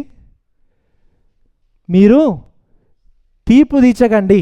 మీరు తీర్పు తీస్తే ఏ కొలతతోనైతే మీరు తీర్పు తీరుస్తారో ఆ కొలతతోనే మీరు తీర్పు తీర్చబడతారు అని చెప్తున్నాడు. అంటే మీరు ఇతరుల పట్ల కొంచెం జాలిగా ఉండండి, కొంచెం ప్రేమపూర్వకంగా ఉండండి, కృప చూపించండి, కృప ఇయ్యుడి, దీర్ఘశాంతం చూపించండి. అప్పుడు కూడా దేవుడు మీ ఎడల దీర్ఘశాంతం మీకు ఇస్తాడు. వారి ఎడల కొంచెం పేషెన్స్గా ఉండండి, వారిని మీరు కనికరించండి, అప్పుడు దేవుడు మిమ్మల్ని కనికరిస్తాడు అని చెప్తున్నటువంటి వచన భాగాలు అదవుతున్నాయా? డబ్బుల గురించి కాదు ఈ వచన భాగం. కృప చూపించండి, కనికరించండి, వెంటనే తీర్పు తీర్చకండి అని చెప్తున్నాడు. ఇది ఈ వచన భాగాల్లో మనం చూసినటువంటి వచన భాగం. కానీ దీన్ని చాలామంది ఇయ్యుడి ఏ కొలతో ఇస్తే ఆ కొలతోనే అని మన వాళ్ళు అంటే ప్రాస్పరిటీ గాస్పెల్ ప్రీచర్స్ ఈ విధంగా మాట్లాడుతూ ఉంటారు. పిల్లలు, ఇది ప్రాముఖ్యంగా ఇతరులను క్షమించాలి, వారి ఎడల దీర్ఘశాంతం కలిగి ఉండాలి, వెంటనే తీర్పు తీర్చొద్దు అని చెప్తున్నటువంటి వచన భాగాలు. తర్వాత ఇంకొకటి, మలాకి 3:10. మలాకి 3:10 నా మందిరములో ఆహారం ఉండునట్లు 10వ భాగమంతయు మీరు నా మందిరపు నిధిలోనికి తీసుకొని రండి. దీన్ని చేసి మీరు నన్ను శోధించేలా నేను ఆకాశపు వాకిన్లను విప్పి పట్టుజాలలంత విస్తారముగా దీవెనలు కుమ్మరించదనని సైన్యములకు అధిపతియగు యెహోవా సెలవిచ్చుచున్నాడు. చాలా ఫేవరెట్ వర్స్ ఏంటి అందరికీ? మీరు 10వ భాగం ఇస్తే దేవుడు చేస్తాడు, ఆకాశ దీవెనలు తూములను విప్పుతాడు. సకల దీవెనలు మీకు వస్తాయి, మీకు కలుగుతాయి అని దేవుడు అంటే ఈ వచన భాగాన్ని ఉపయోగించుకొని చాలామంది ప్రసంగికులు 10వ భాగం మీరు తప్పకుండా ఇవ్వాలి, ఇస్తే మీరు పట్టజాలనంత విస్తారమైనటువంటి దీవెనలను పొందుకుంటారు అని ఈ యొక్క వచనాన్ని ఉపయోగించుకొని చాలామంది చెప్తుంటారు. కానీ ఇంతకీ ఈ యొక్క వచన భాగము గురించి మనం ఆలోచించినట్లయితే ఇదే వచన భాగం ఎవరితో చెప్పారు, ఎందుకు చెప్పారు అని ఆలోచిస్తే మనము ఇశ్రాయేలుల గురించి ఆలోచించినట్లయితే దేవుడు ఇశ్రాయేలులందరికీ లేవీయులను ప్రత్యేకపరిచి లేవీయులను కేవలం దేవాలయంలో పరిచర్య చేయడానికి ఆయన ఎన్నుకున్నాడు. అంటే వాళ్ళు ప్రసంగికులుగా ఉండడానికి, దేవాలయంలో పరిచర్య చేయడానికి లేవీయులను ఎన్నుకున్నాడు. అయితే లేవీయులు ప్రత్యేకించి దేవాలయపు పని కోసమే ప్రత్యేకింపబడ్డవారు. వారు వేరే పని చేయరు, కేవలం దేవాలయపు పనే చేస్తారు. మరి వాళ్ళు ఏ విధంగా పోషింపబడాలి అంటే ఇశ్రాయేలీయులందరూ తమ యొక్క సంపాదన అంతట్లో 10వ వంతును దేవాలయముకు ఇవ్వాలి. దేవాలయముకు ఇవ్వడాన్ని బట్టి దేవాలయంలో ఉన్నటువంటి లేవీయులందరూ పోషింపబడతారు. అది నేషన్గా, ఒక కంట్రీగా వాళ్ళు చేస్తున్నటువంటి ఇన్కమ్ ట్యాక్సెస్ లాగా, ఇప్పుడు మన ట్యాక్సెస్ అవి చూస్తాం కదా, అలా ఈ యొక్క ట్యాక్స్ వ్యవస్థ అది 10వ వంతు 10వ భాగం అంటే. అర్థమవుతుందా? ఇశ్రాయేలీలు లేవీయులు పోషింపబడడానికి, అంటే దేవాలయంలో పనిచేసేవారు పోషింపబడడానికి దేవుడు ఇశ్రాయేలులోకి ఏర్పరిచినటువంటి ఒక ప్రత్యేకమైనటువంటి విధానము, ఒక ప్రత్యేకమైనటువంటి సందర్భంలో దేవుడు వారికి ఇచ్చాడు. ప్రియులారా, ఒకవేళ 10వ భాగం ఇవ్వకపోతే దేవుని యొక్క ఉగ్రత వస్తుంది మన మీదికి అని అంటే అది ఇప్పుడు కాదు మనకి. ఆ రోజుల్లో అప్పుడు వాళ్ళకి వచ్చేది. ఎందుకు తెలుసా? దేవునికి ఇశ్రాయేలుకి వారికి మధ్యలో ఒక నిబంధన ఉంది. ఒక నిబంధన వాళ్ళు చేసుకున్నారు. ఏంటి? దేవుడు ఇశ్రాయేలుతో నిబంధన చేసుకున్నాడు. వాళ్ళిద్దరికి మ్యూచువల్ అగ్రిమెంటు. నేను నీ దేవుడై ఉందురు, నీ ప్రజలై ఉందరు, నేను మీ దేవుడై ఉందురు, మీరు నా ప్రజలై ఉందురు.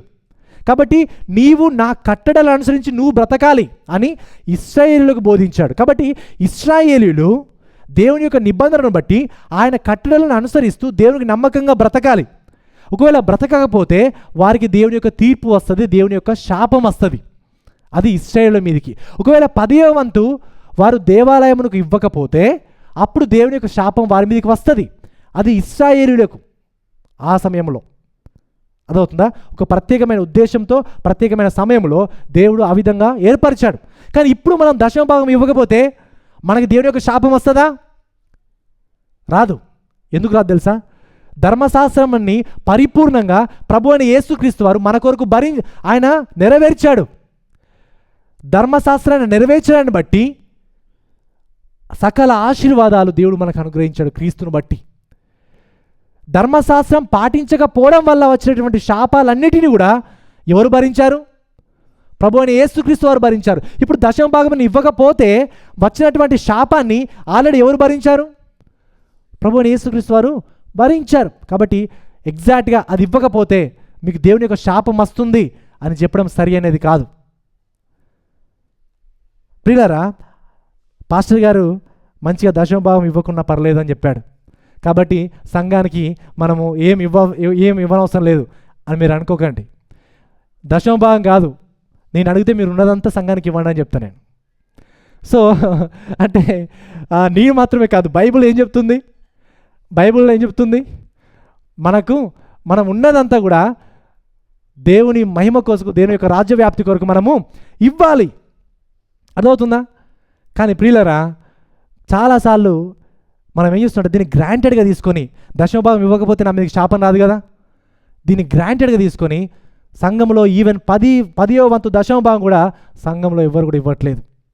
ఇది చాలా బాధాకరమైన విషయం. మన సంఘం అన్ని విషయాల్లో చాలా మంచి పొజిషన్లో ఉంది, కానీ 10వ భాగాలు లేకపోతే దేవునికి ఇవ్వడం విషయంలో మాత్రం చాలా వీక్గా ఉన్నారు. సంఘానికి ఇవ్వడం విషయంలో చాలా వీక్. ప్రియులారా, గట్టి కొడితే మన సంఘంలో ప్రభు అన్నకి రమేష్ అన్నకి తెలుసు, ఎందుకంటే వాళ్ళే క్యాష్ కౌంటింగ్ చేస్తారు కాబట్టి. గట్టి కొడితే మన సంఘంలో ఒక 2-3 కూడా ఈవెన్ దశమ భాగాలు కూడా ఇవ్వట్లేదు. అంటే అంత వీక్గా ఉన్నారు. ఈ విషయాల్లో మనం చాలా ఎదగవలసిన ప్రాముఖ్యత ఎంతైనా ఉంది. పాస్టర్ గారు డబ్బుల బిజినెస్ స్టార్ట్ చేసినట్టున్నాడు, అందుకనే ఇవ్వమని అంటున్నాను అనుకోకండి. ఇది నాకు ఇవ్వడం కాదు పిల్లరా, నాకు ఇవ్వమంటలేను. సంఘానికి ఇస్తే సంఘం ద్వారా సంఘ అవసరాలకి వాడబడతాయి. క్రైస్తవులు మనందరం, సంఘ సభ్యులమైన మనం అందరం కూడా సంఘానికి ఇవ్వడం అనేది మన యొక్క బాధ్యత. ఇవ్వడం అనేది ఒక ఆరాధన. ఏ విధంగా అయితే సంఘంగా వచ్చి మనం కూడి ఆరాధిస్తామో దేవుణ్ణి, ఏ విధంగా అయితే పాటలు పాడతామో, ఏ విధంగా అయితే వాక్యాన్ని వింటామో, ఏ విధంగా అయితే సావాసం చేస్తామో, ఇవ్వడం కూడా ఒక ఆరాధన. ఇవ్వడాన్ని బట్టి మనం ఆరాధిస్తాం దేవుణ్ణి. మనకున్న దాంట్లో దేవునికి ఇవ్వడాన్ని బట్టి దేవుని స్తుతిస్తాం. ప్రియులరా, నిజంగా ఆ ఆరాధన పూర్వకంగా ఇవ్వాలి. దేవుడు నేను ఇస్తే దేవుడు నాకు ఇస్తాడు అనేది ఆరాధన కాదు, అది బిజినెస్ అంటారు దాన్ని. అర్థమవుతుందా? నేను ఇస్తే దేవుడు నాకు ఇస్తాడు అనేది బిజినెస్. దేవుడు నాకు ఇచ్చాడు, దానికి నీ కృతజ్ఞతగా ఇవ్వాలి అనేది ఆరాధన. రెస్పాన్స్గా ఇవ్వాలి, ఏదో ఇన్వెస్ట్మెంట్ లాగా కాదు. అర్థమవుతుందా? రెస్పాన్స్గా, ఆరాధనగా దేవునికి మనము ఇవ్వాలి. ప్రియులారా, నిజంగా దేవునికి మనము ఎంత ఇచ్చినా సరిపోదు. దశమ భాగం కాదు, ఉన్నదంతా ఇచ్చినా కూడా సరిపోదు. దేవుడు కూడా మనకి తనకు సర్వస్వమైనటువంటి ప్రభు అయిన యేసుక్రీస్తు వారిని మన కోసం ఇచ్చాడు. తన ఏకైక కుమారుణ్ణి ఆయన మన కొరకు ఇచ్చాడు. మన కొరకు, మన స్థానంలో ఆయన శిలువ మరణాన్ని ఆయన పొందాడు. ఆయన ఇవ్వడానికి ఇంకా ఆయన దగ్గర ఎవరు లేరు. ఏకైక ప్రియకుమారుణ్ణే ఆయన మన స్థానంలో ఆయన ఈ భూమి మీదకి పంపించాడు. పిల్లరా, మనం ఇవ్వడాన్ని బట్టి దేవుని యొక్క గుణలక్షణాలని కూడా మనము రిఫ్లెక్ట్ చేస్తాం. ఇవ్వడాన్ని బట్టి, త్యాగపూరితంగా ఇవ్వడాన్ని బట్టి దేవుని యొక్క గుణలక్షణాలని కూడా మనము మన జీవితాల ద్వారా చూపెడతాము. ఈ విషయాన్ని మనం ఇక్కడ గమనించాలి. ప్రియులారా, ఒకసారి మన సంఘంలో మనం పరిశీలన చేసుకుందాం. మరి నా జీతం దేవుడు నాకు ఎంత ఇస్తున్నాడు, నేను ఎంత శాతం నా కోసం నేను కేటాయిస్తున్నాను, ఎంత శాతం నేను సంఘ పరిచర్య కోసం ఇస్తున్నాను అనేది ఒకసారి మనల్ని మనము పరిశీలన చేసుకోవాలి. ప్రియులారా, అయితే ఇంకొక విషయాన్ని నేను మీ దృష్టికి తీసుకొని వస్తాను. ఇంకొక విషయం మనం చూస్తే, కొంతమంది అనుకోవచ్చు, నేను ఇప్పుడే ఇవ్వలేను, దేవుడికి వేళ నాకు జీతం ఎక్కువ పెంచితే అప్పుడు నేను ఇస్తాను. అంటే దేవునితో డీలింగ్స్ మాట్లాడుతున్నాం అన్నట్టు. దేవా, నువ్వు నాకు 1000 దిరమ్స్ పంపించు, ఒక 1000 దిరమ్స్ ఎక్స్ట్రా నాకు రావాలి, అప్పుడు నీకు ఇస్తా, నాకు ఇది వస్తే నేను అది ఇస్తా అని మనం దేవునితో డీలింగ్స్ కొంతమంది మాట్లాడుతూ ఉంటారు. ప్రియులారా, దేవా నువ్వు నాకు 10,000 ఇవ్వు, నీకు 10,000 ఇస్తే నేను తప్పకుండా 1000 ఇస్తా అని మాట్లాడుతూ ఉంటారు. దేవునితో అలా ప్రార్థన చేస్తుంటారు, అలా అంటూ ఉంటారు. ప్రియులారా, 1000 దిరమ్స్ వచ్చినప్పుడు 10 రూపాయలు ఇవ్వాలని నీవు, 10,000 దిరమ్స్ వచ్చినప్పుడు 1000 దిరమ్స్ కూడా నువ్వు ఇవ్వవు. అర్థమవుతుందా? It's not about money. ఇంతకుముందు బ్రదర్ ప్రశాంత్ గారు ప్రార్థనలో చేసినట్టుగా ఇది మనీ గురించి కాదు, ఎంత శాతం నువ్వు ఇస్తున్నావు ఏది అని కాదు. నీ మనసు ఎలా ఉంది, నిజంగా ఆరాధన పూర్వకంగా నువ్వు ఇస్తున్నావా లేదా అనేది చాలా ప్రాముఖ్యం. నీ మనసు ఇచ్చేదిగా ఉంటే నీకున్న దాంట్లో ఇస్తావు. ఇది ఇస్తే దేవుని అది ఇస్తేనే నీకు ఇస్తా అని దేవునితో బిజినెస్ డీల్స్ మాట్లాడుకోం. అర్థమవుతుందా? సో ఈ విషయాన్ని కూడా ఒకసారి మనం ఇక్కడ గమనించాల్సిన ప్రాముఖ్యత ఎంతైనా ఉంది ప్రియులారా. తర్వాత మనం చూస్తే, బైబిల్లో మనం చూస్తే ఇవ్వడంలో హీరోస్గా ఉన్నవాళ్ళు, గొప్పవాళ్ళుగా ఉన్నవాళ్ళు ఎవరు తెలుసా? గొప్ప ధనవంతులు కాదు. బైబిల్లో ఇవ్వడంలో ఉన్నత స్థితిలో ఉన్నవాళ్ళు, ఇవ్వడంలో హీరోస్గా నిలబడ్డ వాళ్ళు ఎవరంటే, ఐగుప్తు బానిసత్వం నుంచి వచ్చినటువంటి ఇశ్రాయేలీలు సమస్తాన్ని కోల్పోయి, ఐగుప్తు బానిసత్వం నుంచి వచ్చినటువంటి ఇశ్రాయేలీలు ఏం చేశారు తెలుసా? దేవాలయం మందిరం కొరకు మోషేకు ఇచ్చారంట వాళ్ళకి.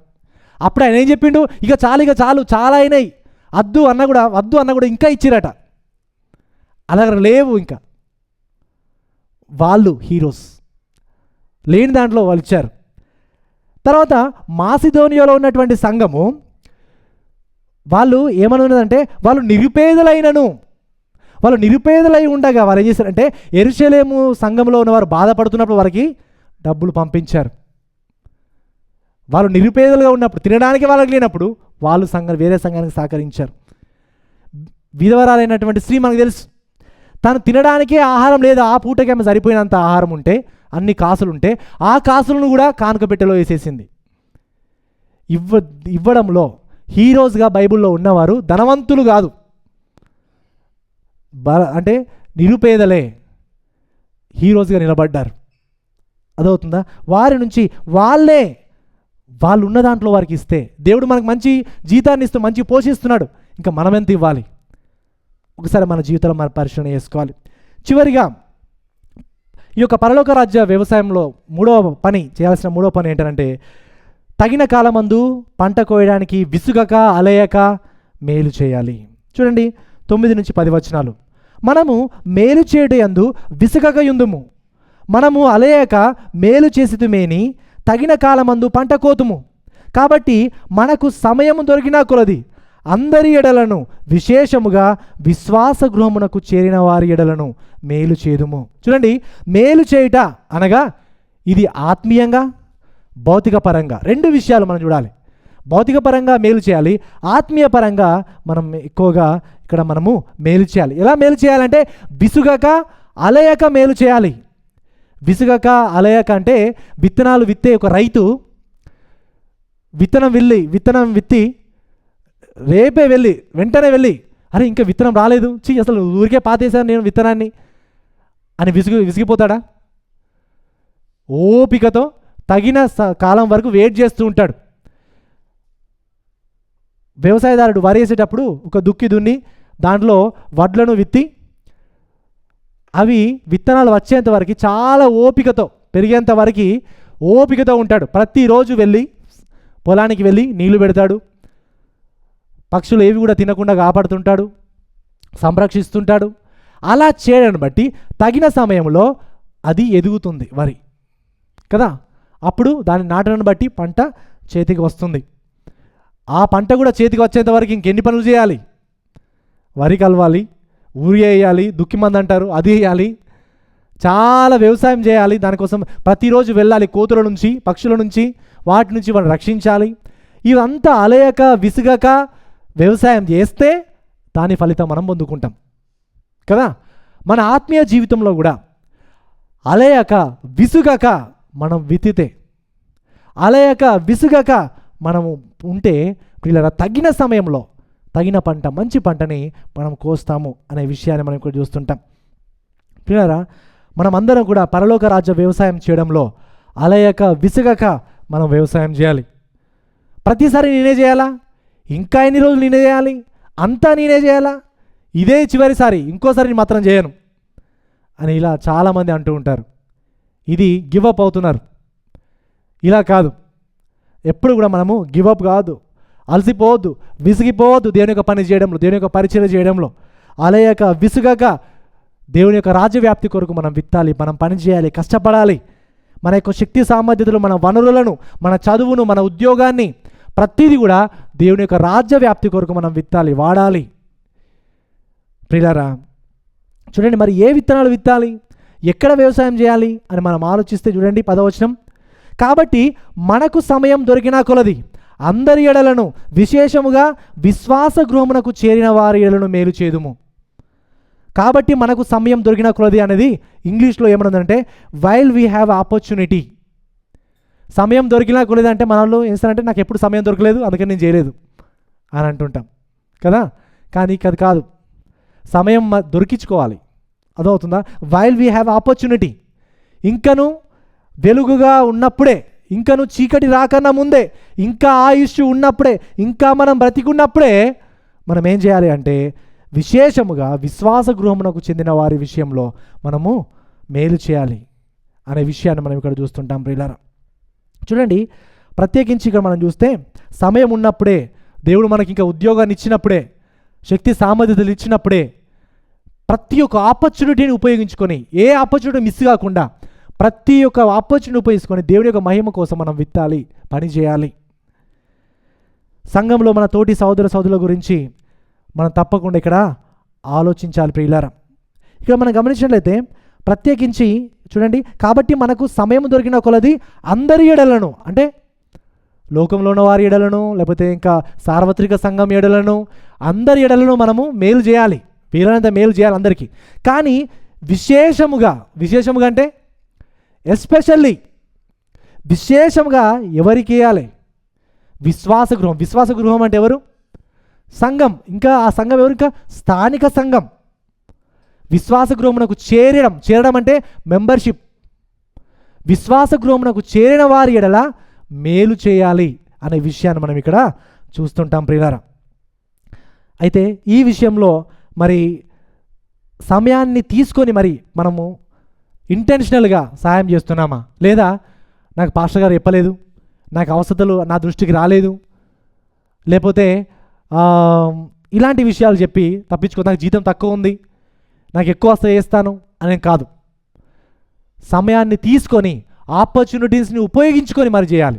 అందుకని మీరు అడగాలి సంఘంలో, పాస్టర్ గారు నేను ఏ విధంగా సంఘానికి ఉపయోగకరంగా ఉండగలుగుతాను, ఏ విధంగా సంఘానికి ఆశయకరంగా ఉండగలుగుతాను, ఎవరైనా మన సంఘంలో ఎవరైనా బాధల్లో ఉన్నారా, నేను వారికి ఏ విధంగా సహకరించాలా, ఎవరైనా మన సంఘంలో ఆర్థిక సమస్యలతో బాధపడుతున్నారా, తినడానికి కూడా కష్టపడుతున్నారా, వారికి నేను ఎవరైనా సహకరించాలా అని అడిగి తెలుసుకోవాలి.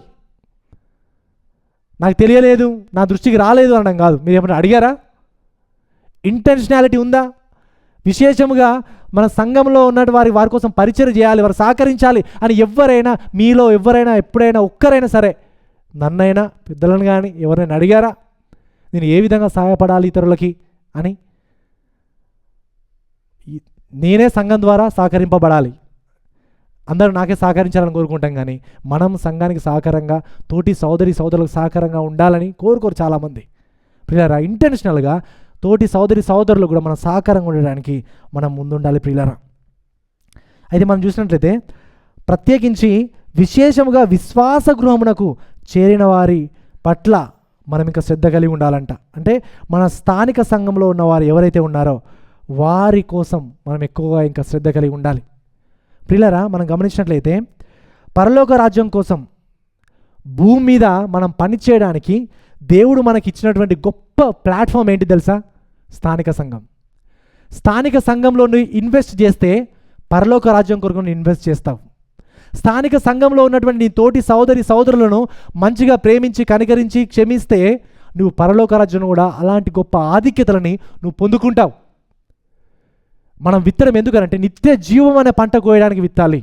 పరలోక రాజ్యంలో ఘనత సంపాదించుకోవడానికి, పరలోక రాజ్యంలో ఉండడానికి మనము మన జీవితాలు మనం ఇక్కడ ఇన్వెస్ట్ చేయాలి. దానికోసం మన జీవితాలు మనం ఇక్కడ విత్తాలి అనే విషయాన్ని మనం ఇక్కడ చూస్తున్నాం ప్రియులారా. నిజముగా స్థానిక సంఘం అనేది అందుకనే చాలా ప్రాముఖ్యమైనది. It's a great platform.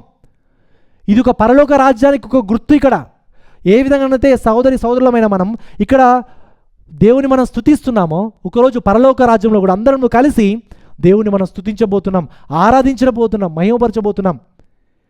ఇది ఒక పరలోక రాజ్యానికి ఒక చిన్న గుర్తు ఇది సంఘం అనేది.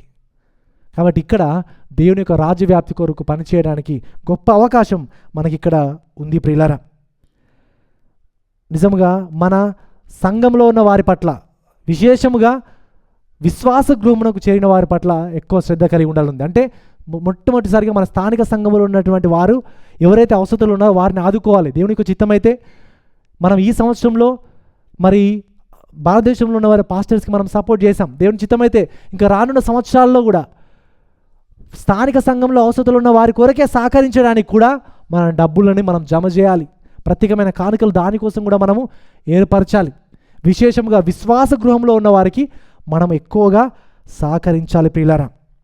మత్తయి సువార్త 9వ అధ్యాయం 37వ వచనం చూస్తే, కోత విస్తారమే కానీ పనివారు కొద్దిగా ఉన్నారు, కనుక తన కోతకు పనివారిని పంపమని కోత యజమానిని వేడుకోనని తన శిష్యులతో చెప్పాను. ప్రియులారా, కోత విస్తారంగా ఉన్నది కానీ పనివారు కొద్దిగా ఉన్నారు. ఈ పరలోక రాజ్యం వ్యవసాయం చేయడానికి పిలువబడ్డ మనం అందరం కూడా చాలామంది అవిశ్వాసులు దేవుడు అంటే తెలియక మరణిస్తున్నారు. మనమైనా వెళ్ళాలి, వెళ్ళే వారినైనా పంపాలి. వీలైనంతగా ఎక్కువగా మన శక్తి సామర్థ్యతలు, మన ధనాన్ని ఉపయోగించి దేవుని యొక్క రాజ్య వ్యాప్తి కొరకు మనము వాడాల్సినటువంటి ప్రాముఖ్యత చాలా ఉంది ప్రియులారా. నిజంగా ఇంకా ఎవరైనా మనలో ఇంకా నశించిపోయేటువంటి స్థితిలో ఎవరైనా ఉంటే ఒక్కసారి మీరు గమనించండి ప్రియులారా. ఒకరోజు యజమాని వ్యవసాయదారు రాబోతున్నాడు. ఫలించని ప్రతి ఒక్క చెట్టుని ఆయన నరికివేసి నిత్య నరకంలో ఆయన కాల్చబోతున్నాడు, అగ్నిలో కాల్చబోతున్నాడు. మన యొక్క గొప్ప వ్యవసాయదారుడు ప్రభువైన యేసుక్రీస్తు వారు ఆయన వచ్చినప్పుడు నువ్వు ఫలిస్తేనే, ఫలభరితంగా ఉంటేనే నీవు పరలోక రాజ్యంలో ఉంటావు. నువ్వు ఫలించకపోతే నిత్య నరకంలో ఉంటావు. ఫలించాలంటే ఏం చేయాలంటే మన యొక్క ద్రాక్షావల్లి అయినటువంటి ప్రభువైన యేసుక్రీస్తు దగ్గరికి వెళ్ళాలి. ఆయన మాత్రమే మనకు జీవాన్ని ఇస్తాడు. ఆయనతో అంటుకట్టబడి ఉంటేనే మనం ఫలిస్తాం. ఆయన దగ్గరికి ఉంటేనే మనం చిగురిస్తాం. పిల్లలు ఎవరైనా మనలో ఇంకా ఈ ద్రాక్షవల్లి అయిన ప్రభువైన యేసుక్రీస్తు వారిని అంటుకట్టుకొని ఉండకపోతే, ఆయన విశ్వాసం ఉంచకపోతే, ఇకనైనా ప్రియులారు గమనించండి, ఆ గొప్ప వ్యవసాయదారుడు రాకన్నా ముందే, మరణం చనిపోకన్నా ముందే నేను ఫలించలేని స్థితిలో ఉన్నానని తెలుసుకొని మన పాపాలను మనం ఒప్పుకొని పశ్చాత్తాపడి ప్రభు దగ్గరికి వద్దాం. దేవా, ఫలించడి చెట్టుగా, ఫలించడి మొక్కగా నన్ను మార్చుము దేవా అని మనం ప్రార్థన చేద్దాం. మన పాపాలను ఒప్పుకుందాం. దేవుడు మనకు సాయం చేస్తాడు. దేవుడు నమ్మదగిన వాడు, నీతిమంతుడు. కాబట్టి ఎవరైతే తమ పాపాలు ఒప్పుకుంటారో వాళ్ళ పాపాలు క్షమించి వారందరినీ కూడా దేవుని పిల్లలుగా ఆయన చేసుకుంటాడు. పిల్లారా, నీవు నిజంగా ఆ ద్రాక్షవల్లమైన యేసుక్రీస్తు దగ్గరికి వస్తే ఆత్మ ఫలమును పొందుకుంటావు. నీవు నీటి కాలంలో ఎవరైన నాటబడిన వాడవై ఆకు వాడక కాలమందు ఫలమిచ్చు చెట్టు వల్ల నీవు ఉంటావు. నీవు చేసేదంతా సఫలమవుతుంది. నీవు క్రీస్తు అనే ద్రాక్షవల్లి దగ్గరికి వెళ్తే నూతన ఆకాశములో జీవవృక్ష ఫలములను తినేటువంటి గొప్ప కృపని, ఆధిక్యతని దేవుడు మనకు అనుగ్రహిస్తాడు. ఆ జీవవృక్ష ఫలాలని తినాలనేటువంటి ఆశ, ఆకలి మీలో ఉందా? ఆ పరలోక రాజ్య వ్యవసాయం చేయడానికి ఈ భూలోక రాజ్యంలో మిమ్మల్ని మీరు, మీ జీవితాలను మీరు ఇన్వెస్ట్ చేసుకుంటున్నారా? ఒకసారి మన జీవితాలను మనం పరిశీలన చేద్దాం. అందరూ కళ్ళు మూసుకొని ఒక 2 నిమిషాలు మౌనంగా ఉండి మన జీవితాలను మనం పరిశీలన చేసుకుందాం. మన జీవితాన్ని బట్టి మనం ఏం విత్తుతున్నాం? ఒకసారి మన జీవితాలను మనం పరిశీలన చేసుకుందాం. నిజంగా ఈ యొక్క వచన భాగాల్లో చూసినప్పుడు ప్రత్యేకించి